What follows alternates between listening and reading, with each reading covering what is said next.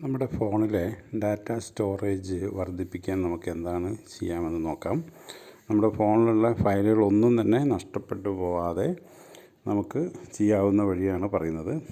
നമുക്കിതിൻ്റെ അകത്ത് send items ഉണ്ടാവും.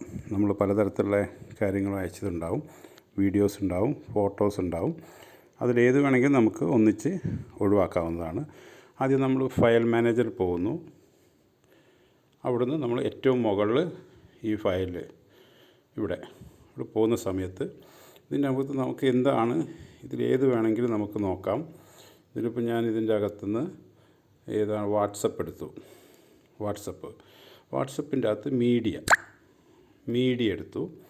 ഈ മീഡിയൻ്റെ അകത്തുനിന്ന് നമ്മൾ വാട്സപ്പ് ഇമേജസാണ് ഞാൻ എടുക്കുന്നത്. WhatsApp images. ഇതൊക്കെ വാട്സപ്പ് ഇമേജസ് ആണ്.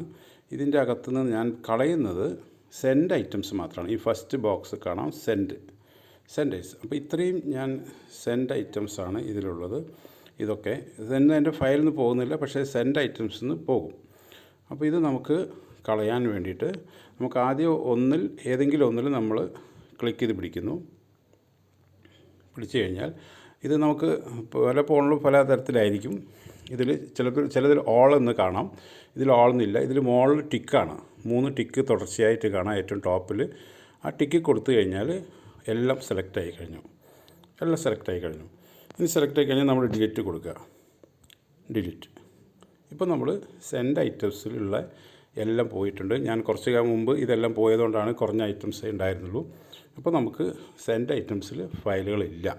ഇതുപോലെ നമുക്ക് തിരിച്ച് വന്നിട്ട് നമുക്കിതിൻ്റെ അകത്ത് വാട്സപ്പ് ഇമേജസ് അല്ല, നമുക്കതിൻ്റെ അകത്ത് വേണമെങ്കിൽ വീഡിയോസ് കളയാം. അങ്ങനെ ഓരോന്നായിട്ട് കളഞ്ഞ് നമ്മുടെ ഫയൽ ഈ സാധനങ്ങളെല്ലാം ഇവിടെ കിടക്കുന്നുണ്ട്. ഇതൊന്നും പോയിട്ടില്ല. ഇതിൻ്റെ അകത്ത് സെൻഡ് ഐറ്റംസ് മാത്രമാണ് പോകുന്നത്. ബാക്കിയുള്ളതെല്ലാം അവിടെ ഉണ്ടാവും. Okay, thank you.